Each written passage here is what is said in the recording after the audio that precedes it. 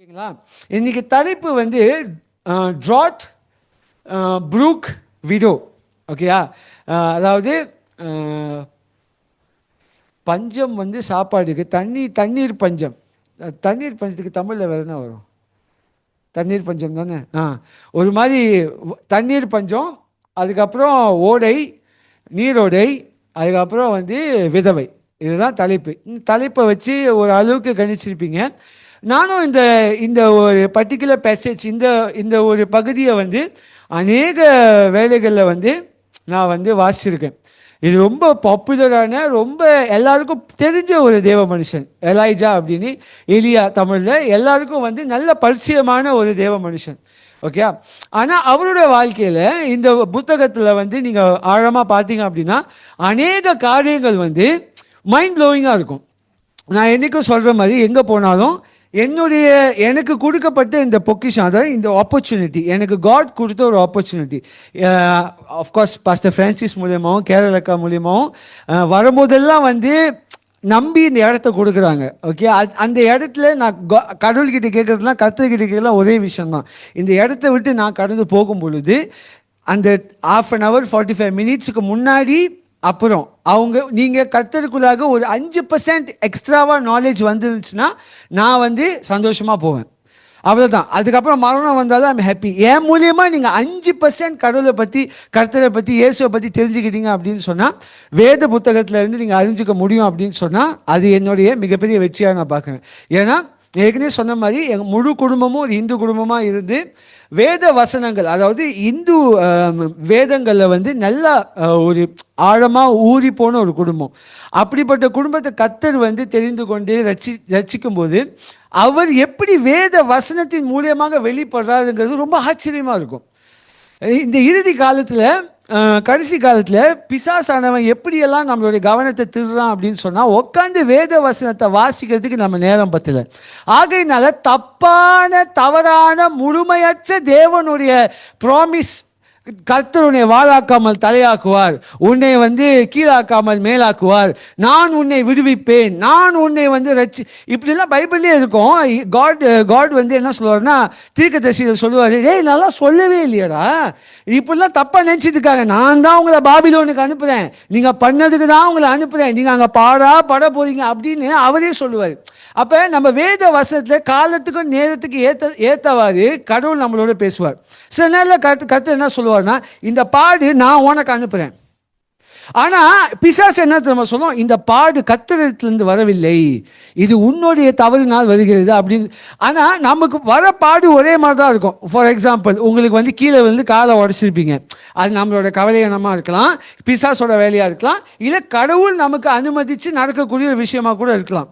ஆனால் வேதத்தை வாசித்து கடவுளுடைய பிரச்சனத்தை நீங்கள் தியானிக்கல அப்படின்னு சொன்னால், இது பிசாசோடவன் என்னை சோதிக்கிறான் அப்படின்னு நீங்கள் நினச்சிருவீங்க. ஆனால் you have to be inclined with God. அவ்வளோ we have to go back to the scripture. வேத வசனத்தில் நம்ம ஊறி போகும்பொழுது அதில் இருக்கிற காரியங்கள் நம்மளோட தேவன் அதை கொண்டு நம்மளோட பேசுவார். அதுதான் இங்கே நம்ம பார்க்க போகிறோம். 8:5 எப்படியாவது நான் ஏன் லேப்டாப் எடுத்துகிட்டு வந்தேன்னா, பெருசாக நீங்கள் எடுத்துகிட்டு வந்திருக்கா அப்படின்னு நினைக்காதீங்க. அவ்வளோ விஷயங்கள் எனக்கு இந்த வேத பகுதியிலேருந்து கர்த்தர் என்னோட இடைப்பட்டார். I will never ever preach something that has never impacted me. முதலாவது அந்த வேத வசனம் என்னை போட்டு அடிச்சிருக்கணும், லெஃப்ட் அண்ட் ரைட். அதுக்கப்புறம் அடித்து துவச்சதுக்கப்புறம் தான் நான் அதை மற்றவங்களுக்கு பகிர்ந்துக்கணும்னு ஆசைப்படுவேன். ஸோ அப்படிப்பட்ட ஒரு வேத பகுதி. என் நோட்ஸ் எல்லாம் இங்கே குச்சார் கச்சேராக இருக்குது. அதனால தான் எனக்கு உட்காந்து இதை அழகாக டைப் பண்ணுறதுக்கு நேரம் இல்லை. 2 பிள்ளைங்க இருக்குது, கொஞ்சம் மன்னிச்சுக்குங்க. இவனா லேப்டாப் எடுத்துகிட்டு வந்திருக்கான் அப்படின்னு பார்க்காதீங்க. இதுக்குள்ளே எல்லாம் அப்படியே அங்கங்கே இருக்குது, நாங்கள் பொதுக்கி பேசணும். ஓகே. இன்னைக்கு ரொம்ப நீளமான ஒரு வேத பகுதி வாசிக்க போகிறோம். நான் உங்களை சோதிக்க போகிறேன், நீங்கள் எவ்வளோ தூரம் இதை வந்து பொறுமையாக வாசிக்க போகிறீங்க அப்படின்னு. 1 ராஜாக்கள், ஃபர்ஸ்ட் கிங்ஸ் 17வது அதிகாரம். 1 ராஜாக்கள் தான் தான் 1 ராஜாக்கள் 17வது அதிகாரம். நீங்கள் வாசிக்க வேணாம். நான் உங்களுக்கு ஒரு 3 நிமிஷம் கொடுக்க போகிறேன். நீங்கள் எல்லாரும் உங்களுடைய பைபிள் ஓகே வெளியில் எடுத்து, 1 ராஜாக்கள் வந்து ரெவல்யூஷன்ஸ்க்கு முன்னாடி இருக்குது. ஓகேயா? நீங்கள் என்ன பண்ண போகிறீங்க அப்படின்னா, அதை முழுமையாக வாசிக்க போகிறீங்க. ஓகே. 1 Kings chapter 17 எழுத்துலேயும் பெரிய எழுத்தாக போட்டாச்சு. நானும் வந்து 10 தடவை சொல்லிட்டேன். ஓகே. ஒரு 2 நிமிஷம் 3 நிமிஷம் வாசிங்க, பிறகு வந்து சிஸ்டர் அதை வாசிப்பாங்க. ஓகேயா? முதலாவது ஜெபிச்சிருவோம். வாசிக்கும் போதே ஆவியானவர் உங்களோட இடைப்படணும் அப்படின்னு சொல்லிட்டு நம்ம ஜெபிச்சிருவோம். கர்த்தாவே, இந்த மாலை வேளையில் உம்முடைய ஆவியானவர் எங்களோடு இடைப்படும்படியாய் அழைக்கிறோம். என்ன விதமான டிஸ்ட்ராக்ஷன்ஸ் வந்தாலும் அதை எடுத்து போட்டுட்டு இந்த ஒரு மணி நேரம் 45 நிமிஷம் முழுமையாக உங்களுக்கு எங்களுடைய கவனத்தை நாங்கள் அர்ப்பணிக்கிறோம். எங்களோட இடைப்படுங்க. இந்த காலத்துக்கு, இந்த வாரத்துக்கு, இந்த மாதத்துக்கு, இந்த வருஷத்துக்கு என்ன செய்தி எங்களுக்காக வச்சிருக்கீங்களோ அது முழுமையாக நீங்கள் எங்களோட பேசும்படியாய் ஜெபிக்கிறோம். இயேசு நாமத்தில் பிதாவே, ஆமென். வாசிக்க.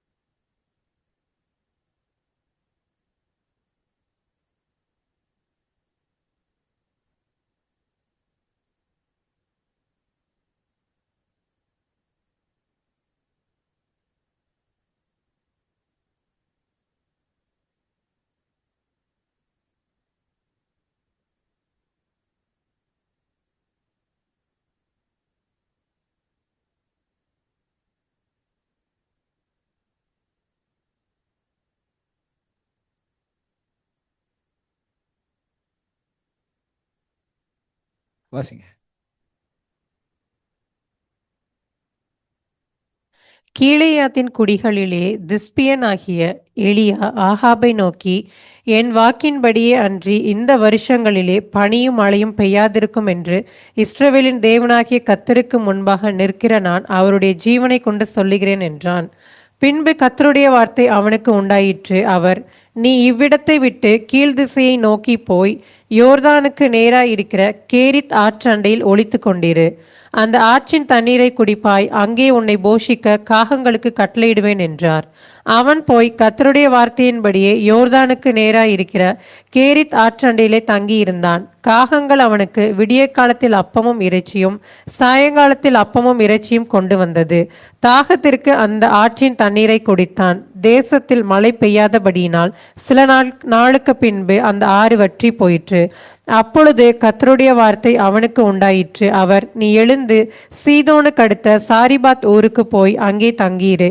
உன்னை பராமரிக்கும்படி அங்கே இருக்கிற ஒரு விதவைக்கு கட்டளையிட்டேன் என்றார். அப்படியே அவன் எழுந்து சாரிபாத்துக்கு போனான். அந்த பட்டணத்தின் ஒளிமுக வாசலுக்கு அவன் வந்தபோது அங்கே ஒரு விதவை விறகு பொறுக்கி கொண்டிருந்தாள். அவன் அவளை பார்த்து கூப்பிட்டு, நான் குடிக்கிறதற்கு கொஞ்சம் தண்ணீர் ஒரு பாத்திரத்தில் எனக்கு கொண்டு வா என்றான். கொண்டு வர அவள் போகிறபோது அவன் அவளை நோக்கி கூப்பிட்டு, கொஞ்சம் அப்பமும் உன் கையிலே எனக்கு கொண்டு வா என்றான்.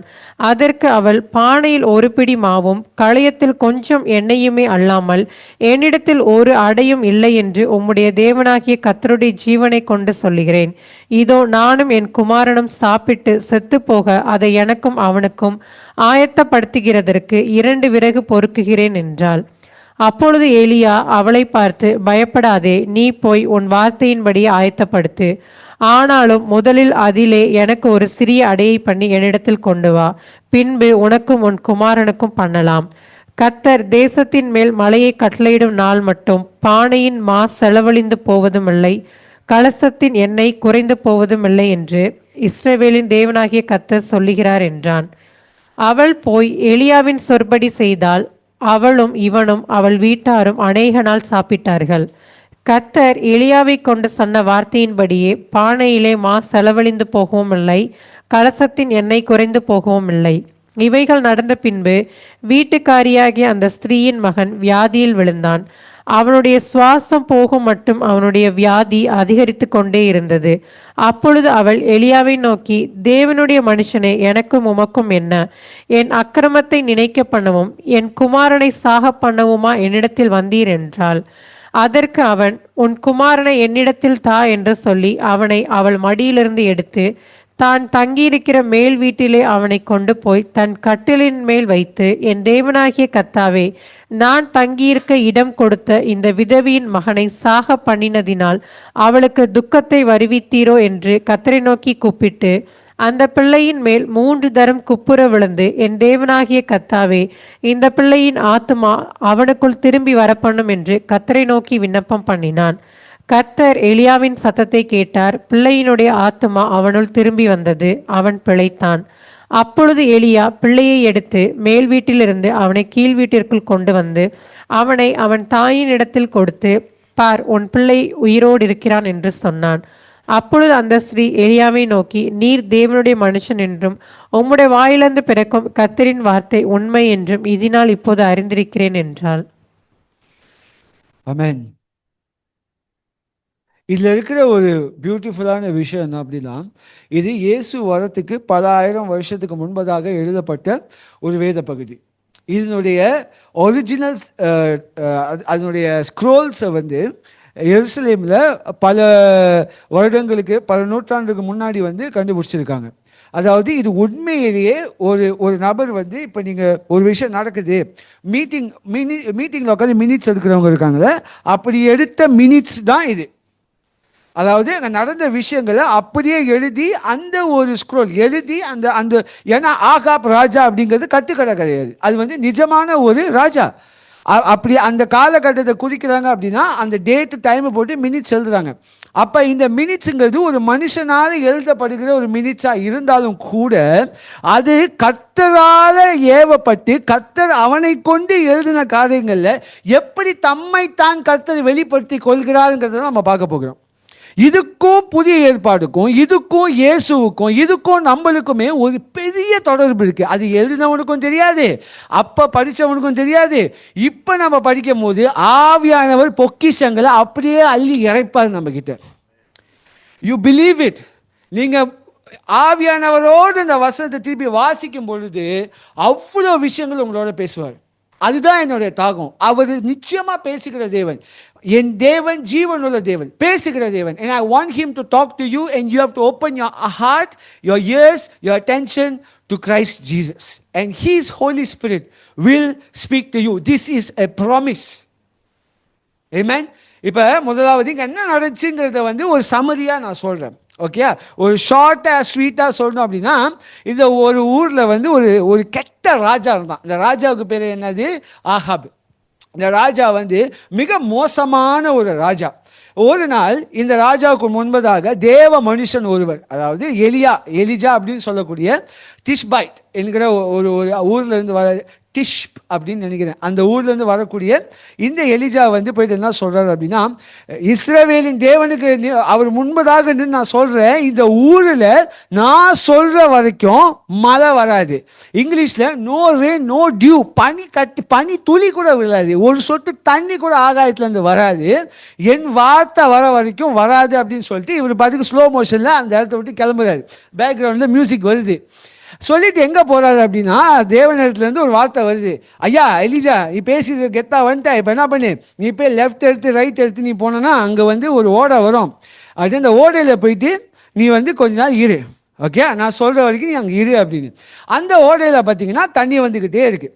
ஓகே, அந்த தண்ணியை வந்து தாகத்துக்கு ஒரு குடிச்சிருந்தார். சாப்பாடுக்கு என்ன பண்ணுவார், அங்கே இருக்கக்கூடிய என்ன தமிழ் காகம்னு இருக்குது, ஓகே, இங்கிலீஷில் ரேவன் இருக்குது, அதுலேயே ஒரு பெரிய டிஃப்ரென்ஸ் இருக்குது. சரி, ஒன்று வருவோம். அது வந்து சாப்பாடு எடுத்துகிட்டு வந்து இரவும் காலையிலையும் ஒரு ஈவினிங் அந்த மாதிரி வந்து எலிஜா கிட்ட போட்டு போகுது மீட். ஓகே, எலிஜா கிட்ட ரொட்டியும் மீட்டும் வந்து போட்டு போகுது. இவரும் சாப்பிட்டுட்டு அந்த நீரோடையை பார்த்துக்கிட்டு ஜாலியாக லைஃப்பை வாழ்ந்துட்டு இருக்காரு. அப்படி ஒரு நாள் என்ன ஆச்சு அப்படின்னா, அந்த நீரோடைய வந்து காஞ்சி போகுது. அப்போ கர்த்தர் என்ன சொல்கிறான்னா, ஓகே லெட்ஸ் கெட் அப், எந்திரி, அடுத்த டெஸ்டினேஷனுக்கு போவோம் அப்படின்னு. அடுத்த டெஸ்டினேஷன் எங்கே அப்படின்னா, மற்ற ஊரில் கேட் ஒரு சீடோன் என்கிற ஊரில் வந்து ஒரு விதவை இருக்காங்க. இந்த பஞ்சத்தின் நிமித்தமாக என்ன ஆச்சு அப்படின்னா, அநேக கஷ்டத்துக்குள்ளே மக்கள் போய்கிட்டு இருக்காங்க. அப்போ இந்த விதவை வந்து கடைசியாக ஒரு கை அளவு வந்து ஒரு மாவு இருக்குது, அந்த மாவு வந்து அப்பத்தை செஞ்சு இவங்களும் அவங்க மகனும் சாப்பிட்டு செத்து போகலாம் அப்படின்னு சொல்லிட்டு அந்த அப்பத்தை ப்ரிப்பேர் பண்ணிட்டு இருக்காங்க. எனக்கு ஒரு அப்பம் கிடைக்குமா அப்படின்னு போயிட்டு எலியா நிற்கிறாரு. ஐயா நானே சாப்பிட்டு சாவர நிலைமையில இருக்கேன், நீங்கள் என்ன வந்து இருக்கிறதையும் கேட்குறீங்க. எலியா நினச்சிருப்பார், நான் தெரிஞ்சா வந்தேன், நான் ஆசைப்பட்டா வந்தேன், கர்த்தர் வந்து என் சொல்கிறது நான் செய்கிறேன். அவர் என்ன சொன்னார் அப்படின்னா, நீ சொல்கிறது எனக்கு புரியுது, பட் நான் சொல்கிறது கொஞ்சம் கேளு. நீ போயிட்டு நீ வந்து அந்த அப்பத்தில் செஞ்சு எடுத்து வந்து எனக்கு ஒரு சின்ன பீஸு கொடு. நான் சொல்கிறேன், இனி உனக்கு இந்த இந்த நீ கொடுத்த செகண்ட்லேருந்து மழை வர வரைக்கும் உன் வீட்டில் பஞ்சமே இருக்காது அப்படின்னு சொல்கிறார். இந்த இந்த விதவை வந்து இஸ்ரேலைட் கிடையாது, அவங்க வந்து ஒரு புறதேசத்தார், புறஜாதியினர். ஓகேயா, ஒரு ஜென்டைல் உமன். இவங்க என்ன பண்ணுறாங்க, செஞ்சு கொடுக்குறாங்க. அவங்க வீட்டில் வந்து நிரம்பி வழியுது அந்த ஜாடியிலேருந்து எண்ணெயும், அவங்க வீட்டுக்கான மளிகை சாமான் வந்து, அதாவது ரொட்டியும் அப்பமும் எண்ணெயும் நிரம்பி வழியுது. அதுக்கான பஞ்சமே இல்லை. இந்த கேப்பில் என்ன ஆகுது, அவங்களோட பிள்ளை இறந்துடுது. பையன் சொன்னல அவன் இறந்துடுறான். இறந்த உடனே இவங்க என்ன பண்ணுறாங்க, எலிஜா என்னையா பண்ணிட்டு நீ வந்து சும்மாலாவது வா, நானே சாப்பிட்டு செத்து போயிருப்பேன், நீ வாட்டுக்கு வந்து என் பாவங்கள் எல்லாத்தையும் கிண்டி கிளறி விட்டு இப்போ பார்த்து உன் கடவுள் வந்து என் பிள்ளையை அடித்து அவர் இறந்துட்டான் அப்படின்னாலே எலியா என்ன பண்ணுறாரு, இந்த பையனை தூக்கிட்டு போயிட்டு அவருக்கும் அறை கொடுத்துருப்பாங்க போது ஒரு ரூம், அந்த ரூமில் போட்டு 3 வேளை அந்த பையன் மேலே விழுந்து விழுந்து விழுந்து ஜெபிக்கிறாரு. அந்த பையனுக்கு உயிர் வந்துடுது. அதோட அங்கே கதை முடியுது. இதில் என்ன அப்படி இருக்குது அப்படின்னு நீங்கள் என்னை கேட்கலாம். படிக்கும் போதே இல்லை அற்புதங்கள் சூப்பராக இருக்குல்ல, ஆனால் அதுக்கு எழுத்துக்கு பின்னாடி இருக்கக்கூடிய அர்த்தங்களை நம்ம இப்போ பார்க்க போகிறோம். முதலாவது, இந்த சீன் போங்களேன், எனக்கு இந்த அப்படியே பார்க்கும்போது படம் தான் ஞாபகம் வரும். ஸோ சீன் பை சீனாக இதை பிரிச்சிருப்பேன். ஆகாப் ராஜா வந்து கெத்தா அவருடைய அரண்மனையில் உட்காந்துருக்கும் போது, ராஜாவுடைய அரண்மனை, ராஜாவுடைய அந்த பிரசனம்லாம் எப்படி இருக்கும், அப்படி அந்த ராஜரீகத்தில் உட்காந்துருக்கும் போது திஷ் அப்படின்னு சொல்லக்கூடிய ஒரு ஊர்ல இருந்து ஒரு நபர் வர்றாரு, ஒரு பெரிய எலிஜா. ஓகே, கதை என்ன அப்படின்னா, இந்த ஊர் இது வரைக்கும் இந்த பைபிளில் சொல்லப்பட்டதும் இல்லை, இதுக்கு மேலே அநேக இடத்துல சொல்லப்படவும் இல்லை. கிட்டத்தட்ட ஊர் பேர் தெரியாத ஒரு தாடி வச்ச ஆசாமி ராஜாவுக்கு முன்னாடி வந்து என்ன சொல்றாரு அப்படின்னா, ஏன் வார்த்தை வர வரைக்கும் இந்த ஊரில் மழை தண்ணி ஒரு சொட்டு கூட வராது. இது இஸ்ரவேல் ஆகிய தேவனுடைய வார்த்தை நிமித்தம் நான் சொல்கிறேன். அதாவது ராஜா உட்காந்துருக்காரு, மைக் நான் உங்ககிட்ட பேசல, நான் கர்த்தர் முன்னாடி நின்றுக்கிட்டு இருக்கேன், அவர் வார்த்தை சொல்கிறாரு, நான் சொல்கிறேன், என் வார்த்தை தான். Means is saying not your command but at my word, இந்த ஊரில் வந்து இதுக்கு மேலே மழை பெய்ய போகிறதில்லை அப்படின்னு சொல்கிறார். இப்போ இந்த சீன் எடுத்துக்கிட்டா, இந்த சீனுகளை வந்து முதலாவது ஆகாப் ராஜா. ஆகாப் அப்படின்னு சொல்லும் போது ஆகாபோடைய பேர் என்ன தெரியுமா, அதுக்கு அர்த்தம் என்ன தெரியுமா, அப்பாவுடைய சகோதரன், ஃபாதர்ஸ் பிரதர். ஆகாப் ராஜாவுடைய அர்த்தம், உங்க பேர் சொல்லுங்க. சோஸ்திராமா, சூசனா, அதுக்கும் எனக்கு அர்த்தம் தெரியாது. உங்களுக்கு அர்த்தம் தெரியுமா சூசன் என்னன்னு? குத்து மதிப்பா தெரியும், என்ன அர்த்தம் சொல்லுங்க. சூசனா, ஓகே வெரி குட். உங்கள் பேர் நவமி, அதுக்கு அர்த்தம் நான் கேட்டேன்னா நானே நீ சிறப்பளிச்சுக்கிற மாதிரி இருக்கும். அது ஒரு அருமையான பேர். அது அப்போ ஒவ்வொரு பேருக்கும் ஒரு அர்த்தம் இருக்கும். அப்போ ராஜ சோழன், அதுக்கு என்ன பேரில் எவ்வளோ கெத்து இருக்கு. ஆஹாப், உன் பேருக்கு அர்த்தம் என்ன? அப்பாவோட தம்பிங்க. உங்கள் பேருக்கு அர்த்தம் என்னதுங்க? அப்பாவோட தம்பிங்க. என்ன சொன்னீங்க? அப்பாவோட தம்பி, அவ்வளோதான் அவரோட பேரோட அர்த்தம். இவர் யார் அப்படின்னா ஜெசபெலுடைய புருஷன். யாரோட புருஷன்? ஜெசபெலுடைய பேருக்கு அர்த்தம் என்ன தெரியுமா? கர்த்தர் எங்கே? Where is the Lord? Jezebel bel denotes God, God குறிக்குது. ஜெசபெல்னா அதுக்கு 3 அர்த்தங்கள் இருக்கு. அது முதல் அர்த்தம் வந்து வேர் இஸ் த லார்ட், அதாவது அந்த அவங்களுடைய கலாச்சாரத்தின் நிமித்தம் எப்படி பண்ணுவாங்கன்னா, அவங்க கடவுளை நோக்கி மேலக்கெல்லாம் அடிச்சு கூப்பிடுவாங்கன்னா, கடவுளிங்க அப்படின்னு அடிச்சு செத்து போயிடுவாங்க. ஸோ ஜெசபெலுக்கு அர்த்தம் அப்படின்னா கடவுளை நோக்கி கூப்பிடுறது, கடவுள் எங்கே அப்படின்னு கூப்பிடுறது தான் ஜெசபெல். ஆக மொத்தம் ஆகாபோடைய பேருக்கு மீனிங் வந்து அப்பாவுடைய தம்பி. இவன் ராஜாவே இருந்தாலும் his identity is a borrowed identity. ராஜாவாகவே இருந்தாலும் அவன் பேரிலேயே அவனுடைய அடையாளங்கிறது மற்றவர்களுடைய அடையாளம். அப்பாவுடைய தம்பி, இவனுக்குன்னு அடையாளம் கிடையாது. ஜெசபேலுக்கு கடவுள் எங்கே, அதுதான் அர்த்தம். எலியாவோட பேருக்கு அர்த்தம் என்ன தெரியுமா? கர்த்தராகிய தேவன் என்னுடைய தேவன். யாவே இஸ் மை காட். எலியா, யாவே இஸ் மை ஈலாய். அதாவது எலியாவுடைய அடையாளம் என்ன தெரியுமா? என் அடையாளம் நான் இல்லை, என் அடையாளம் கர்த்தர். எனக்கு முன்னாடி போகிறது நான் இல்லை, எனக்கு முன்னாடி போகிறது கர்த்தர். அதனால தான் அப்பாவுடைய தம்பி ஆகிய ரஹாபை பார்த்து என்ன சொல்கிறாரு அப்படின்னா, பிரதர் நான் உங்களோட பேசல, நீங்கள் அப்பாவுடைய தம்பி. நான் யார் தெரியுமா? கடவுள் என்ன, கர்த்தராகிய யாவே என்னுடைய கடவுள். அவருக்கு முன்னாடி நான் பேசிட்டு இருக்கேன். அவன் முன்னாடி நீ பச்சா. I am not afraid of you. நீ என்னை தொடக்கூட முடியாது, உனக்கு மேலே இருக்கிற அத்தாரிட்டியோடு நான் வந்திருக்கேன் அப்படின்னு. That is the name. அவருக்கு பேருக்கு பின்னாடி இருக்கக்கூடிய ஒரு அர்த்தம். எலிஜா யார்கிட்ட பேசுறாரு அப்படின்னா, ராஜா கிட்ட இல்ல, ராஜாவுக்கு மேல இருக்கக்கூடிய ஸ்பிரிச்சுவல் ஃபார்சஸ் கிட்ட பேசிட்டு இருக்காரு. ஸ்பிரிச்சுவல் ஃபார்சஸ் கிட்ட பேசிட்டு இருக்காரு. அடுத்த சீனுக்கு போவோம். என்ன சொல்றாரு அப்படின்னா, இந்த ஊர்ல மழையே வராது அப்படின்னு. என்ன வராது? இல்ல இல்ல, இந்த சீன் தான், இந்த சீன் தான். இந்த ஊர்ல வந்து என்ன வராது? இப்ப இந்த பைபிள் வாசிச்சிருந்தீங்கன்னா, இந்த ஊருக்குன்னு ஒரு கடவுள் இருக்காங்க. அந்த கடவுள் பேர் என்னன்னு சொல்லுங்க பார்ப்போம். பால். கடவுளுடைய பேர் என்னது? அவங்க வணங்குற தேவத்துடைய பேர் வந்து பால், இல்ல பால் ஹதாத் அப்படின்னு இருக்கும். இந்த பால்ங்கிறது யாரு அப்படின்னா, மழையின் கடவுள். God of storms and fertility.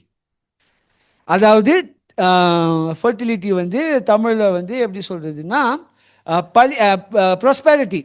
Okay, prosperity இருக்குல்ல, இந்த தேசத்தில் வந்து செழிப்பு, செழிப்பின் கடவுள். பாலுடைய அர்த்தம் என்ன அப்படின்னா, அவங்க செழிப்பின் கடவுள். அந்த இடத்துல வந்து அவங்க சொல்லலைன்னா செழிப்பு இருக்காது. அந்த இடத்துல ஊரு பேரு தெரியாத ஒரு எலாய்ஜா வந்து என்ன சொல்றாரு அப்படின்னா, ஏன் வார்த்தை, அதாவது என்னோட ராஜாவுக்கும் பேசிக்கல, யாரோ ஊரு பேரு தெரியாதவன் ராஜா கிட்ட வந்து சொல்றாரு, ஏன் வார்த்தையில தான் இந்த ஊர்ல மழை வரும் அப்படின்னு. அதாவது கர்த்தர் நினைச்சிருந்தா அவரே நேரா வந்து பேசியிருக்கலாம். ஆனால் அவர் என்ன சொல்கிறாருன்னா, உன்னுடைய கடவுளுடைய லாஜிக்கை சந்திக்கிறதுக்கு நான் வர தேவையில்லை, என்னோட கிங்டமில் இருக்கக்கூடிய ஊரு பேர் தெரியாதவனை வச்சு கூட என்னுடைய காரியங்களை சாதிக்க என்னால் முடியுங்கிறது தான் அந்த இடத்துல கர்த்தர் திட்டம் தெளிவுமாக பேசுகிறார். God does not need a recognized man. He recognizes the ones he called. நீங்க பெரிய ஆளா இருக்கலாம், இல்ல ஊரு பேர் தெரியாதவங்க இருக்கலாம், அது கடவுளுக்கு முன்னாடி ஒண்ணுமே கிடையாது. God will pick you just because he wants to pick you. உங்களுக்கு பேக்ரவுண்ட்லாம் இருக்கணும்னு அவசியமே கிடையாது. நான் சர்ச்சில் 20 வருஷமா ஊழியம் பண்ணேன், இப்ப ரசிக்கப்பட்டோன்னா கடவுள் தேர்ந்தெடுப்பாரு. Can you accept that? ஊரு பேரு தெரியாதவனை கொண்டு பால் இருக்கிற ராஜரிகம் பண்ணக்கூடிய இடத்துல என்ன சொல்றாருன்னா, உன்னுடைய செழிப்பின் கடவுளா? Are you worshiping the God of fertility? I am the creator of the universe. நான் சொல்றேன், என் சர்வெண்ட்டை வச்சு சொல்றேன், அவ வார்த்தை வர வரைக்கும் இந்த ஊர்ல மழை தண்ணி கூட வராது அப்படின்னு சொல்லிட்டு எங்க போறாரு? நமக்கு இதுதான் ஜோக்கா இருக்கும்ல. வாழ்க்கையில் ஸ்பிரிச்சுவல் லைஃப்ல எப்படி இருக்குன்னா, கர்த்தரை ஃபாலோ பண்றது கெத்தா எல்லாம் இருக்கும். ஆனால் எலியாவை பார்த்தீங்க அப்படின்னா, எலியா சொன்ன அந்த ஜட்ஜ்மெண்ட் இருக்குல்ல, இந்த ஊரில் மழை தண்ணி வராது அப்படின்னு, அதனால பாதிக்கப்பட்டவர்களில் ஒரு ஆள் எலிஜா. தேவ பிள்ளைகளை என்ன சொல்றோம் அப்படின்னா, இந்த ஊர்ல, இந்த தேசத்துல, இந்த பகுதியில நம்ம ரட்சிக்கப்பட்டு இருந்தாலும் கூட இந்த உலகத்துடைய பாடுகள்ல நம்மளுக்கும் பங்கு இருக்கு. நம்மளுக்கும் பாடுகள் வரும், நம்மளுக்கும் கஷ்டங்கள் வரும், நம்மளுக்கும் துயரங்கள் வரும், நம்மளுக்கும் இழப்புகள் வரும், நம்மளுக்கும் சரிவுகள், நம்மளுக்கும் தோல்விகள் வரதான் செய்யும். எலிஜாவுக்கும் அதே நிலைமை தான். அவர் ஒன்று சொல்லிட்டு போயிட்டு பேலஸ்ல உட்காரல, சொல்லிட்டு போயிட்டு ஒரு ப்ரூக்ல உட்கார, நீரோடைய பக்கத்தில் உட்கார. ஆனா தேவ பிள்ளைங்க என்ன சொல்ல விரும்புறோம் அப்படின்னா, பஞ்சமா இருந்தாலும் கர்த்தர் அந்த இடத்துல உனக்கு ஒரு நீரோடைய வாய்க்க பண்ணுவார். வழிகளே இல்லாத இடத்துல அவர் வழிகளை உண்டு பண்ணுகிற தேவன்.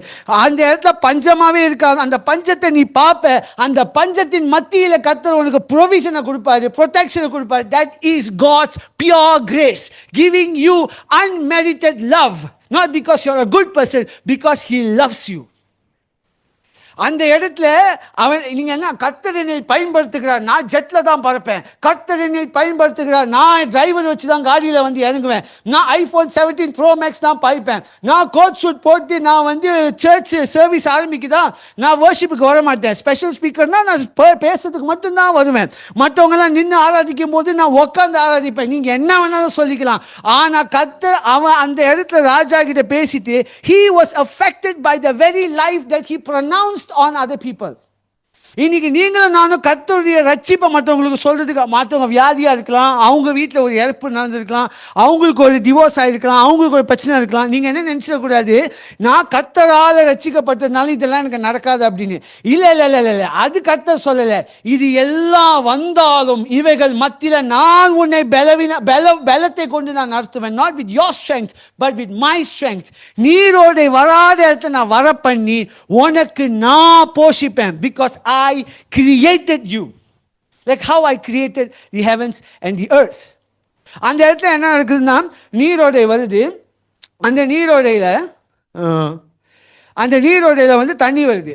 இப்போ இந்த இடத்துல நீங்க நினைக்கலாம் எலியாவை கொண்டு கர்த்தர் ஒன்று செய்றார் அப்படின்னு. ஆக்சுவலா எலியாக்குள்ளேயும் ஒரு விஷயங்களை செய்றாரு. God is just not working through Elijah, God is working in Elijah as well. யோசிச்சு பார்த்தீங்க அப்படின்னா தண்ணி வருது, சாப்பாடு காலையில் வந்து இறங்கும், ஆனால் மாலை வரைக்கும் ஒரு வெயிட் பண்ணும். விசுவாசத்தினுடைய ஈக்குவல் என்ன தெரியுமா? காத்திருப்பு. You cannot say that you have faith in God without waiting in God. If you say you have faith and you are impatient, my brother, my sister, you have no faith in God. கர்த்தர் மேல விசுவாசம் இருக்கிறவனால பொறுமையா இருக்க முடியல அப்படின்னா உன்னுடைய விசுவாசம் பொய்யான விசுவாசம். எலியாவுடைய விசுவாசத்தை கர்த்தர் அங்க கட்டுகிறார். ஏன் தெரியுமா? அவனுக்கு பெரிய ஒரு ஸ்டேஜ் ப்ரிப்பேர் பண்ணிட்டு இருக்காரு, பெரிய ஒரு காரியம் நடக்க போகுது, அந்த இடத்துக்கு அவனுக்கு பெரிய விசுவாசம் தேவைப்பட போகுது. அந்த விசுவாச லெவலுக்கு எலிஜா போகணும் அப்படின்னா இந்த நீரோடையில அவர் சொன்னபடியே அந்த பஞ்சத்தின் நடுவுல எலியாவும் சோதிக்கப்பட வேண்டும். ஆனாலும் அந்த சோதனையின் மத்தியில கர்த்தர் அவருக்கு இறங்கினார். You and I, உன்னுடைய விசுவாசமும் என்னுடைய விசுவாசமும் இந்த கஷ்ட காலத்துல இறுதி காலத்துல சோதிக்கப்படும். உங்களுக்கு வேலை போகும், உங்க வீட்டில் கஷ்டம் வரும், ஆனா நீங்க ஒரு எண்டுக்கு போகும்போது இதுதான் முடிவுன்னு நினைப்பீங்க.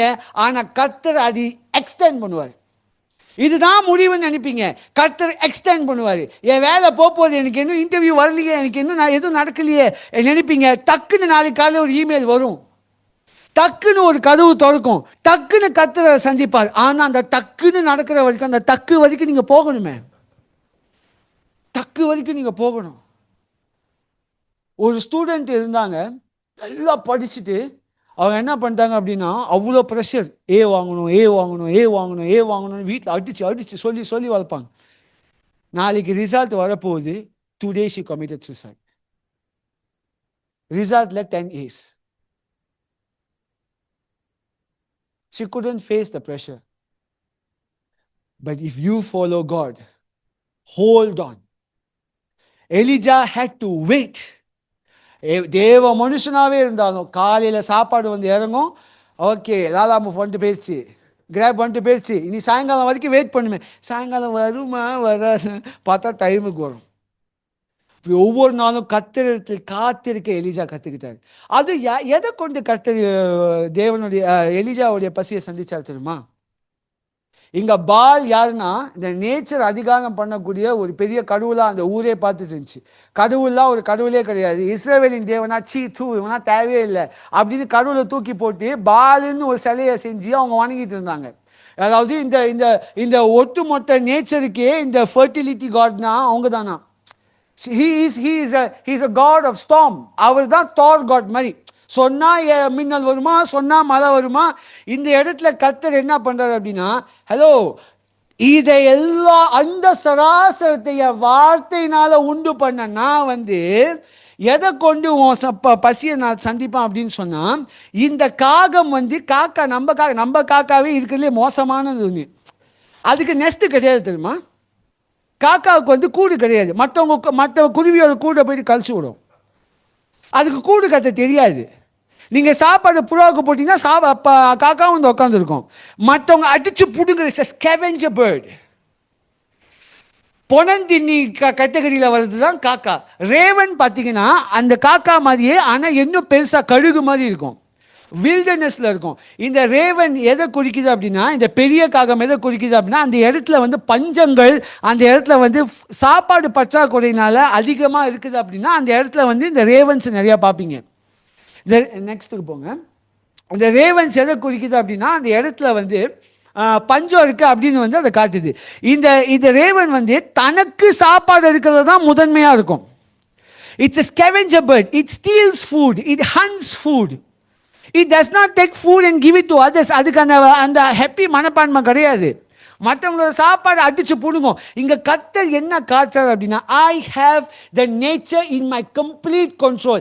என் சித்தத்துக்கு தகுந்த மாதிரி என் பிள்ளைக்கு நான் ஒன்று செய்யணும்னு நினைச்சிட்டேன் அப்படின்னா, நான் இந்த உலகத்தை இப்படி உலகத்தை இப்படி கூட நான் சுத்த வைப்பேன்.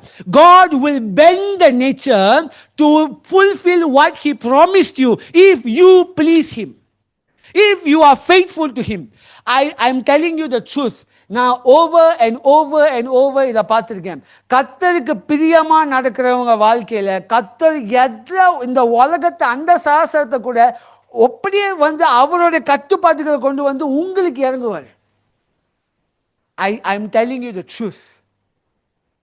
If God is pleased in you, கர்த்தருக்கு நீங்க உண்மையா இருந்தீங்கன்னு சொன்னா, இந்த நேச்சரை கூட அவரால் கட்டுப்பாட்டுக்குள்ள கொண்டு வந்து உங்க தேவைகளை அவரால் சந்திக்க முடியும். இந்த காக்கா எதை குறிக்குதுன்னு சொன்னா, இந்த காகத்தை வந்து அசிங்கம் உள்ள ஒரு பிராணியாகவும் ஒரு பேர்டாகவும் பார்ப்பாங்க. It's also animals that's defiled, unclean. God can use anything and everything because he created. நீ வந்து God இந்த இடத்துல வந்து இது என்ன குறிக்குது அப்படின்னா, நம்ம சுற்றி இருக்கிற உலகம் வந்து இஸ் நாட் ஹோலி லேண்ட். புரியுதுங்களா? நீங்கள் வேலை செய்கிற இடத்துல வந்து எல்லாம் தேவ மனுஷர்களா? நம்ம போகிற ஸ்கூலில் வந்து எல்லாம் தேவ மனுஷர்களா? But God can use them to meet your needs. உங்களுக்கு எது தேவையோ அவங்கள கொண்டு கர்த்தர் உங்கள் தேவையை சந்திக்க முடியும். ஆனால் அவங்க பின்னாடி நீங்கள் போகக்கூடாது. கொடுக்குற கர்த்தர் பின்னாடி நீங்கள் போகணும். நேபுகாத்நேசாரை பயன்படுத்தினது யாரு? கர்த்தர். எகிப்தை பயன்படுத்தினது யாரு? கர்த்தர். ஃபாரோவை பயன்படுத்தினது யாரு? கர்த்தர். யூதாசை பயன்படுத்தினது யாரு? கர்த்தர். கர்த்தர். God has complete control over everything. கர்த்தருக்கு புதுசும் கிடையாது, கர்த்தரால் தொட முடியாத காரியமும் கிடையாது, கர்த்தரால் மன்னிக்க முடியாத பாவமும் கிடையாது, பாவியும் கிடையாது. நீங்க எந்த நிலைமையில இருந்தாலும் turn to God. That I'm not saying you can continue sinning. If you truly love God, you will not sin. But if you have sinned, don't let the devil say that you are done. நீங்க பாவியா இருந்தீங்க அப்படின்னு சொன்னா பிசாசை வந்து உங்க brain wash பண்ண விடாதீங்க. உங்க வாழ்க்கை முடிஞ்சு இதோட கர்த்தர் ஏத்துக்க மாட்டாரு, அப்படிலாம் கிடையாது. God will accept you, but there's not a golden ticket to sin again and again. இந்த இடத்த முடிச்சதுக்கு அப்புறம் என்ன நடக்குது அப்படின்னா, இது கொஞ்சம் சென்சிட்டிவான topic, but I have to tell this. நான் எத்தனையோ வாலிபர்களை பார்க்குறேன், அவங்க என்ன சொல்றாங்க, பாவி என்னை கர்த்தர் நேசிக்க மாட்டார் அப்படின்னு. அது உண்மை கிடையாது. பாவிகளுக்காக தான் அவர் வந்தார், ஆனால் பாவியாவே இருந்துடக்கூடாதுன்னு தான் நான் சொல்கிறேன்.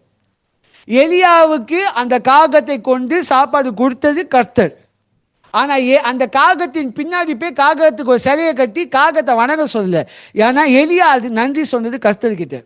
நாளைக்கு அந்த காகம் வரலன்னா கூட எதை கொண்டாவது கர்த்தர் சந்திக்க வைப்பார். அதுதான் இப்போ நடக்குது. அந்த இடத்துல என்ன நடக்குதுன்னா, இது வரைக்கும் வந்து திருந்த நீரோடைய தண்ணி காஞ்சி போகுது. என்ன போகுது? காஞ்சி போகுது. எப்படி அப்படி நடக்கலாம்? அதுதானே கிரேஸ்ன்னு சொன்னீங்க பிரதர். இந்த சோதனை மத்தியில கர்த்தர் சந்திக்கிறாரு அப்படின்னு சொன்னீங்க தானே. இந்த காகத்தை கொண்டு கர்த்தர் சந்திக்கிறார் அப்படின்னு சொன்னீங்க தானே. கிரேஸ்ன்னு சொன்னீங்க தானே. எப்படி திடீர்னு இது வேலை செய்யாம போகுது? இவ்வளவு நாளா கர்த்தர் ஒரு விஷயத்தை உங்களுக்கு கொடுத்துருப்பாரு, நீங்க ஒரு விஷயத்தை செஞ்சு திடீர்னு அது உங்க வேலையா இருக்கலாம், உங்க வீடா இருக்கலாம், உங்க வாழ்க்கையே ஒரு நாள் அப்படியே மாறுது. எதெல்லாம் நீங்க ஆசீர்வாதமா நினைச்சீங்களோ அதே உங்க கையை விட்டு போற மாதிரி ஆயிடுச்சு. வறண்ட நிலைக்கு போற மாதிரி ஆகுது. நீங்க ஒரு ஒரு திடீர்னு என்னமோ வாழ்க்கையை காஞ்சி போன மாதிரி ஆகுது. திடீர்னு அது நடக்கும். எலிஜாவுக்கு அப்படிதான் நடக்குது. எலிஜா சொன்ன பஞ்சத்தினாலே இப்ப அவர வாழ்க்கையுமே பஞ்சம் ஆகுற மாதிரி ஆகுது. அந்த நீரோட காயுது, காஞ்சும் போச்சு. கடவுள் என்ன கர்த்தர் அந்த இடத்துல என்ன சொல்ற? வசனத்தை வாசிங்க. verse number 9, 7 to 9. yes 7 படிங்க. தேசத்தில் மழை பெய்யாதபடியினால் சில நாளுக்கு பின்பு அந்த ஆறு வற்றி போயிற்று. அப்பொழுது கர்த்தருடைய வார்த்தை அவனுக்கு உண்டாயிற்று. அவர், நீ எழுந்து சீதோனுக்கு அடுத்த சாரிபாத் ஊருக்கு போய் அங்கே தங்கியிரு. உன்னை பராமரிக்கும்படி அங்கே இருக்கிற ஒரு விதவைக்கு கட்டளையிட்டேன் என்றார். உங்க வாழ்க்கையில ஒரு ஒரு ஒரு விஷயம், ஒரு ஃபெயிலியர் வருது, ஒரு விஷயம் அவங்கள கையை விட்டு போகுது. நீங்க ரொம்ப நம்பிட்டு இருந்த விஷயம் உங்களை கையை விட்டு போகுது அப்படின்னா, God is doing 2 things. நம்மளை வச்சு 2 காரியம் பண்றாரு. நமக்கு ஒரு ஆசீர்வாதத்தை கொடுக்கும்போது அந்த ஆசீர்வாதத்தை நம்ம கடவுளா மாத்திடுறோம். இன்னொன்னு, அந்த இடத்துல தங்கிடுறோம். இதுதான் இங்கதான் எம்மே இருக்க போறேன் அப்படின்னு. ஆனா அழைத்தவர் கர்த்தர். அவர் கிளம்புனா கிளம்பிக்கிட்டே இருக்கணும், இருனா இருக்கணும், போனா போகணும். உண்மையான விசுவாசத்தை கர்த்தர் எலியாவை அங்க டெஸ்ட் பண்றாரு. ஏன் காக்காவை யூஸ் பண்ணாரு தெரியுமா? ஏன்னா அந்த காலத்துல இஸ்ரேல் என்ன நினைச்சாங்க அப்படின்னா, நான் தான் பரிசுத்தமானவன், நான் அசிங்கமானதை தொடமாட்டேன். இங்க காக்காவை வச்சு நான் உனக்கு அசிங்கத்தை வச்சுதான் சாப்பாடே கொடுக்க போறேன். ஏன்னா இதுக்கப்புறம் நீ சந்திக்க போறவங்க, நீ அசிங்கம்னு சொல்லிட்டு இருந்த ஜாதியின் மத்தியில தான் ஒருத்தவங்களை நீ சந்திக்க போற. அதுக்கான ஹிண்ட் அங்கேயே வந்துடும். God எவ்வளவு அழகா பிளான் பண்றாரு பாருங்க. இது வரைக்கும் எலிஜாவோட இன்னொரு பேர் அர்த்தம் என்ன தெரியுமா? பயணி. He's a sojourner. The name of Elijah means he's a sojourner. பயணிக்கிறவன். அந்த இடத்துல எலிஜா நினைச்சிருப்பா, ஐயோ இது அசிங்கமான காக்கா வச்ச, இதுகிட்ட இருந்து எப்படி சாப்பாடு வாங்கி சாப்பிட? கர்த்தர் சொல்லி சாப்பிட்டு தான் ஆகணும், வேற வழி இல்லை, செத்து போயிடுவேன், சாப்பிட்டு தான் ஆகணும். ஏன் தெரியுமா? அதை பழகிட்டான் அப்படின்னு சொன்னா, அடுத்தது நான் இஸ்ரேலுக்கு மட்டும் கர்த்தர் கிடையாதுப்பா, நான் இந்த ஜனங்களுக்கு எல்லாம் கர்த்தர். நீ யாரெல்லாம் பங்களா பூசோன்னு சொல்றியோ அவனுக்கும் நான் தான் கர்த்தர். எவனெல்லாம் நீ நாட்டான்னு சொல்றியோ அவனுக்கும் நான் தான் கர்த்தர். எவனெல்லாம் நீ சடையை ஏமாத்துக்காரன்னு சொல்றியோ அவனுக்கும் நான் தான் கர்த்தர். எவனெல்லாம் கருப்பை ஏமாத்துக்காரன்னு சொல்றியோ அவனுக்கும் நான் தான் கர்த்தர். நீ யாரெல்லாம் ஜாதி வெறி கொண்டு நீ அவனை இழிவா பார்க்குறியோ அவனுக்கும் நான் தான் கர்த்தர். யாரெல்லாம் தூக்கி மேலே வச்சு இவன் உயர்ந்தவன் பார்க்குறியோ அவனுக்கும் நான் தான் கர்த்தர். இவங்க எல்லாத்துக்கும் நான் ஒன்னா அனுப்புறேன். யாரையும் இப்படியும் பார்க்காத இப்படியும் பார்க்காத, இப்படி பாரு, ஐ எம் யோர் காட்னு காமிக்கிறதுக்காக மட்டுமே அந்த இடத்துல God is training Elijah. அவரை ட்ரெயின் பண்றாரு. அடுத்தது எங்க போறாரு? சீதோனுக்கு, அதாவது ஒரு புறஜாதி, அது ஒரு இஸ்ரேல் ஊர் கிடையாது. அந்த இடத்துல புறஜாதியாரான ஒரு விதவையை பார்க்க போறாங்க. இந்த இடத்துல ஒரு பியூட்டிஃபுல்லான அற்புதம் நடக்குது. அங்க நடக்குது, அவங்க அப்பத்தை சாப்பிட்டு சாக போறாங்க. ஓகேயா? அங்க அப்பத்தை சாப்பிட்டு சாக போறாங்க. அந்த இடத்துல எலிஜா போறாரு. இப்போ இந்த இடத்துக்குன்னு ஒரு ஸ்பெஷாலிட்டி இருக்கு. இந்த இடம் என்ன மாதிரி இடம் தெரியுமா? சீதோன் அப்படின்னு சொல்லிட்டு அது கொஞ்சம் ரிசர்ச் பண்ணி பார்த்தீங்கன்னா, பால் கடவுள் சொன்னேன் இல்லையா, அந்த பாலுக்குன்னு ஒரு HQ இருந்துச்சுன்னா அதுதான் சீதோனா. ஜெரஃபத்ன்னு நினைக்கிறேன் இந்த இடம் பேர், ஜெரஃபத் வீடியோ அப்படின்னு.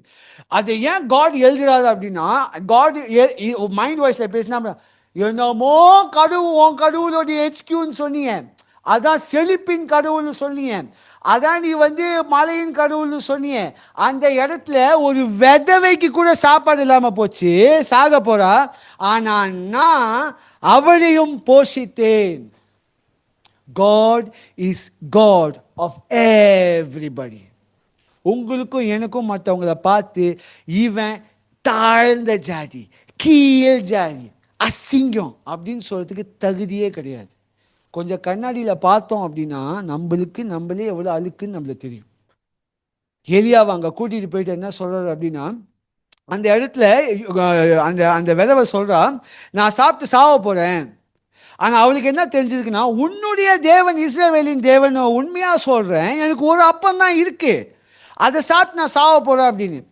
ஆனா எலியாவை கொண்டு கர்த்தராங்க என்ன பேசுறாரு பாருங்க, நீ வந்து எனக்கு கொடுத்த அப்படின்னா உன்னுடைய வீட்டில் வந்து உன்னுடைய ஜாடி வந்து ஓவர்ஃப்ளோ பண்ணும் அப்படின்னு. This is a very important message. சில நேரங்களில் உங்கள் வாழ்க்கையில் ஒரு நீரோட காயுதுன்னா உங்களை கொண்டு மற்றவங்களுடைய வாழ்க்கையில் ஜாடியை நிரம்ப பண்ண போகிறார். உங்கள் வாழ்க்கையில் நீரோடை காயலைன்னா நீங்கள் அந்த இடத்த விட்டு போக மாட்டீங்க. நீங்கள் போகலைன்னா விதவையை சந்திக்க மாட்டீங்க. சந்திக்கலைன்னா அவங்க வாழ்க்கையில் நீர் அந்த ஜாடி நிரம்பி வழியிறத அவங்க பார்த்து தேவனை வர்ஷிப் பண்ணவே முடியாது. உங்களுக்கு வர கஷ்டம், ஐயோ எனக்கு ஏன் அந்த கஷ்டம்னு பார்க்குறீங்க. ஆனால் அந்த கஷ்டத்தில் கர்த்தர் உங்களை விசுவாசம் கட்டுறாரு. அதோடு சேர்ந்து உங்களை அந்த இடத்த விட்டு கிளப்புறாரு. புது வேலைக்கோ புது ஸ்கூலுக்கோ புது இடத்துக்கோ ஏதோ ஒரு மாற்றம் வருது இல்லை, அது அந்த காஞ்சி போன நீரோட சில நேரங்களில் உங்களை கொண்டு மற்றவங்களுடைய வாழ்க்கையில் நிரம்பி வழிகிற ஜாடியாக மாற்றக்கூடிய வல்லமை உள்ள, சர்வ வல்லமை உள்ள, சர்வ சிருஷ்டிக்கும் எஜமானராகிய என் கர்த்தரால் மட்டும்தான் அதை செய்ய முடியும்னு சொல்கிறேன். நீங்கள் வந்து நினச்சி, எங்கள் அம்மா வந்து இங்கே வரல, பட் அவங்க ஒரு நாள் நீங்கள் பார்க்கணும், உட்கார வச்சு I want to show you. அவங்க கால் வந்து யானை கால் மாதிரி இருக்கும். நான் சொல்லியிருக்கேன் நிறையா வாட்டி. நம்ம அப்படி ப்ரே பண்ணுவோம், அந்த காலை சுகமாக்குங்க ஆண்டவரே, சுகமாக்குங்க. இந்தியா, நைஜீரியா, சவுத் ஆஃப்ரிக்கா, ஜிம்பாப்வேலாம் வந்து ப்ரே பண்ணிட்டாங்க. ஒரு நாள் ஜெபிக்கும் போது God gave us a feeling. இது நான் உனக்கு கொடுத்த சாபமே கிடையாது, நான் அதை ஹீல் பண்ணவும் போகிறதில்லை, அதை கொண்டு நான் மற்றவங்களை பலப்படுத்த போகிறேன் அப்படின்னு. இன்றைக்கி எங்கள் அம்மா மற்றவங்க மத்தியில் அதை காலை வச்சு அவங்க கஷ்டப்படும் போதெல்லாம், என் காலை பாருங்கள் சிஸ்டர், நான் 30 வருஷமாக ஹீல்ஸு சப்பாத்தி, எனக்குன்னே நான் சப்பாத்தி நான் தச்சுக்கணும், இதை விடையா உங்கள் வாழ்க்கையில் கஷ்டம் அதிகமாக போகுது. கர்த்தரை நான் நம்பினா அவர் என்னை கைவிடல, அவரை நீங்கள் நம்புங்க, கைவிட மாட்டார் அப்படின்னு சொல்லி பல பேரை ரட்சிப்புக்குள்ளாக கொண்டு வந்திருக்காங்க. அவங்க வாழ்க்கையில் நீரோடைய காஞ்சு போனதுனால அந்த காய்ந்து போன நீரோடைய கொண்டு கர்த்தர் மற்றவங்க வாழ்க்கையில் ஜாடிகளை நிரம்பி வழிய பண்ணுவார். நீங்கள் ஒரு வேலை இல்லாத ஒரு சூழ்நிலையில் இருந்திருக்கலாம், இல்லை நீங்கள் ஒரு வியாதியின் மத்தியில் நீங்கள் நடந்து போயிருக்கலாம், கர்த்தர் உங்களை சுகப்படுத்திருக்கலாம், சுகப்படுத்தாமலும் போயிருக்கலாம். ஆனால் அதன் மூலியமாக உங்கள் விசுவாச கற்றார் இல்லையா, அதுக்கப்புறம் அவர் என்ன பண்ணுறாருன்னா, அதே மாதிரி கஷ்டப்படுறவங்க இருப்பாங்க இல்லையா, அவங்களுக்கு நீங்கள் ஒரு சாட்சியாக இருப்பீங்க, அவங்களுக்கு நீங்கள் ஒரு பலமாக இருப்பீங்க. அவங்க வாழ்க்கை முடிய போகிற நேரத்தில் நீங்கள் ஒரு நம்பிக்கையாக அவங்களுக்கு கர்த்தர் உங்களை அனுப்புவார். ஆமென்.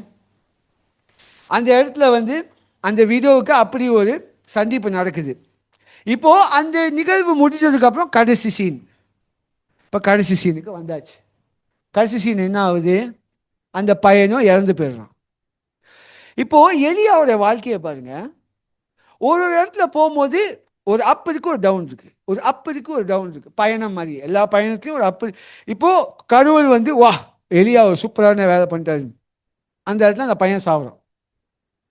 அவங்க பார்த்து கேட்குறாங்க, அதாவது ஓ எலியாதான் எல்லாம் அப்படின்னு சொன்ன வாய் இப்போ என்ன கேட்குது, ஏயா நீங்கள் வந்தீங்க, உங்களால் தானே என் பிள்ளை சாவுது, எங்கள் பாவத்தெல்லாம் வந்து கிளறி விட்டு கடவுள் என் பிள்ளைய உயிரை வாங்கிட்டாரையா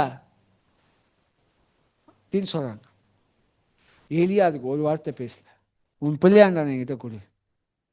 அவர் என்ன பண்ணுறாரு அப்படின்னா, எடுத்துகிட்டு போயிட்டு அகெயினா இஸ்ரேலுடைய லா படி செத்த பணத்தை தொடுறதே பாவம், அன்கிளீன். ஆனால் இவர் காகத்தில் ட்ரைனிங் எடுத்துட்டார்ல, காகத்துக்கிட்ட ட்ரைனிங் வாங்கிட்டார்ல, இப்போ இதெல்லாம் அவருக்கு ஜூஜூபி. இவர் என்ன நினைக்கிற தெரியுமா, அது விதோவுடைய பையன் கிடையாது, என்னுடைய பையன். அப்படி அழுகுறார். என்னைக்கு நீங்கள் கடைசியாக மற்றவங்க கஷ்டத்தை உங்கள் கஷ்டம் நினச்சி ஜெபிச்சிருக்கீங்க, ஆண்டவரே அவங்க லட்சியம் அப்படின்னு போயிட்டு மற்ற வேலையை பார்க்குறது. எலியா என்ன தெரியுமா பண்றாரு, இது நான் சாப்பாடு போட்டு இவங்க வீட்டில் உக்காந்து நான் சாப்பிட்ட இடம் அது. இவங்க பையன், இவங்களுக்கு இருக்கிற ஒரே நம்பிக்கை அவங்க பிள்ளை தான், இவங்களுக்கு புருஷனும் கிடையாது. இப்படிப்பட்ட இடத்துல இருந்து அந்த பிள்ளை செத்து போயிட்டானே அப்படின்னு சொல்லிட்டு கடவுள்கிட்ட கூட இவங்க ஜெபிக்கலாமா வேணாமா, கடவுள் சொல்லுங்க உங்க சித்தப்படி நான் ஜெபிக்கிறேன். நோ நோ நோ, கடவுளுக்கு என் மனசு தெரியும், கடவுளுக்கு உண்மை தெரியும். நான் இது என் பிள்ளை செத்து இருந்தா நான் கடவுள்கிட்ட பெர்மிஷன் கேட்டா ஜெபிக்க போறேன். இது ஏன் அப்பா எடுத்துட்டு போய் என்ன பண்றாருன்னா தம்முடைய அறையில், his own bed, he put the son on his own bed. அதாவது unclean, unlawful, அழுக்கு, தீட்டு அப்படின்னு சொல்லக்கூடிய இந்த மகனை போட்டது மட்டும் இல்லாம அவர் மேல இவரும் தீட்டாகிறாரு. He becomes dirty, he becomes defiled, he becomes unlawful as well. செத்த பணத்து மேல, ஏன்னா அது பண்ண கடவுளுக்கு ஏதாவது ஒரு ரியாக்ஷன் வரும்ல, அப்படியாவது எப்படியாவது கெஞ்சி கூத்தாடியா ஏதாவது பண்ணியாவது இந்த பையனோட உயிரை திரும்பி கொடுத்துருங்க. நம்ம எவ்வளோ அப்ப அவருடைய பிள்ளையா நினைச்சு அந்த பிள்ளைக்கு கதறாரு. எப்படி பைபிள்ல பியூட்டிஃபுல்லா இருக்கும். அந்த பிள்ளை அப்படி போட்டு அவருக்கு மேல stretched himself. This my people is the exact depiction of the cross. தம்முடைய பிள்ளையா நினைச்சாரு அப்படின்னு சொன்ன இல்லையா, அந்த பிள்ளை தான் நீங்களும் நானும். சுத்தம் அசுத்தம் சொல்லிட்டு இருக்கிற பூமியில எப்படி அந்த அசுத்தத்தின் மேல, அழுக்கு மேல எலியா விழுந்து ஜெபிச்சாரோ, அந்த அழுக்கு தான் நீங்களும் நானும். உங்க மேலேயும் என் மேலேயும் இருக்கிறது பாவக்கரை, அழுக்கு கரை. இதனுடைய விளைவு என்ன தெரியுமா, காலத்துக்கும் கடவுளை விட்டு தூரமா நரகத்துல கஷ்டப்பட போற eternal damnation. That is the consequence of sin, is death. The biggest consequence. வாழ்க்கையுடைய மிகப்பெரிய உண்மை நிலை என்ன தெரியுமா, சாவு. அந்த சாவு நிலையில போகும்போது தான் மனுஷனுடைய விசுவாசம், மனுஷன் நம்ம எதெல்லாம் நம்பிக்கிட்டு இருந்தோம், நம்ம எதெல்லாம் பிடிச்சிக்கிட்டு இருந்தோம், நம்ம எதெல்லாம் பெருசு நினைச்சுக்கிட்டு இருந்தோம், அந்த சாக போற தருவாயில தான் அது சோதிக்கப்படுகிறது. சமீபத்தில் ஒருத்தர் சுட்டுக் கொல்லப்பட்டார். அதுக்கு பின்னாடி இருக்கிற பாலிடிக்ஸ்குள்ள நான் போக விரும்பல. ஆனால் அவர் சாவறதுக்கு கிட்டத்தட்ட 60 செகண்ட் ஆயிருக்கும் அப்படின்னு சொல்றாங்க. ஆனால் அந்த 60 செகண்ட், அந்த 60 வினாடியில் அவருடைய மனநிலை எப்படி இருந்திருக்கும். சும்மா ஒருத்தர் ரோட்ல போய்கிட்டு இருக்கான் மோட்டார் பைக்ல, அவன் மேல ஒரு லோரி மோதுது. அவன் ஒரு 2 நிமிஷம் 3 நிமிஷத்துக்கு அப்புறம் சாவறான். அந்த 2 நிமிஷம் 3 நிமிஷம் அவன் மனநிலை எப்படி இருந்திருக்கும். சாக பொறுமை. இதுக்கப்புறம் நம்ம வாழ்க்கையில் என்ன இருக்கு, என்ன செய்ய போய், என் பிள்ளைங்க என்ன பண்ண போகுது, நான் எங்க போக போறேன், நான் என்ன பதகுதுக்கு போக போறேன் நடக்குது. இந்த நிலையில் அவன் நிற்கும் போது அவன் நம்மளுக்கு அந்த நிலைமையில் இருக்கும்போது நம்மளுடைய தாட்ஸ் எப்படி இருக்கும், நம்மளுடைய யோசனைகள் எப்படி இருக்கும். நான் கர்த்தரை பார்க்க போறேன். இதை நமக்கு உருவாக்கி கொடுத்தது யாரு அப்படின்னா இயேசு கிறிஸ்து. நம்ம செத்து நம்ம பாவத்துல மரித்த நிலைமையில இருக்கும் போது அவர் கொண்டு போய் அவர் அறையில வச்சு நம்ம மேல அவரு நம்மளுடைய பாவம் அவர் மேல வைக்கப்பட்டது அப்படின்னு பைபிள்ல இருக்கும். He became sin because of us. He faced death because of us. பாவமும் மரணத்தையும் அவர் சந்தித்தார். ஆனா இப்ப நான் இன்னொரு பியூட்டிஃபுல்லான கதை சொல்லவா. இவன் இந்த பால்னு சொன்ன இல்லையா, இந்த பால் என்ன கடவுள், செழிப்பின் கடவுள், மழை வர பண்ணுகிற ஒரு கடவுள், மழையின் கடவுள், செழிப்பின் கடவுள். இவங்க என்ன பண்ணுவாங்க அப்படின்னா, இவர் என்ன பண்ண மேல் காட்ல அவர் என்ன பண்ணுவார்னா, அந்த ஊர்ல மழை இல்லை அப்படின்னா மொத் அப்படி MOT மொத்தன் அப்படின்னு சொல்லக்கூடிய ஒரு கடவுள் கிட்ட போயிட்டு இவர் தன்னை அர்ப்பணிப்பாராம். இந்த மொத்தங்கிறது யாருன்னா சாவின் கடவுள், God of death. அப்ப இந்த பால் போயிட்டு மொத்தக்கிட்ட அவர் தன்னை அர்ப்பணிப்பாராம். அப்ப அர்ப்பணிக்கும் போது இந்த பஞ்சம் முடிஞ்சு அவர் திருப்பி உயிர் பெறுவாராம். உயிர் பெறுறப்ப செழிப்பு வருமா. இது பல வருஷமா இந்த ஊர்ல பஞ்சம் நடந்துமே இந்த கட்டுக்கதைகள் எதுவும் நிஜமாவல. My God did not submit to death, he overcame death. என்னுடைய கடவுள் இயேசு கிறிஸ்து சாவு கையில தன்னை கொடுக்கல, சாவை மேற்கொண்டார், சாவை மிதித்தார், he overcame death and sin.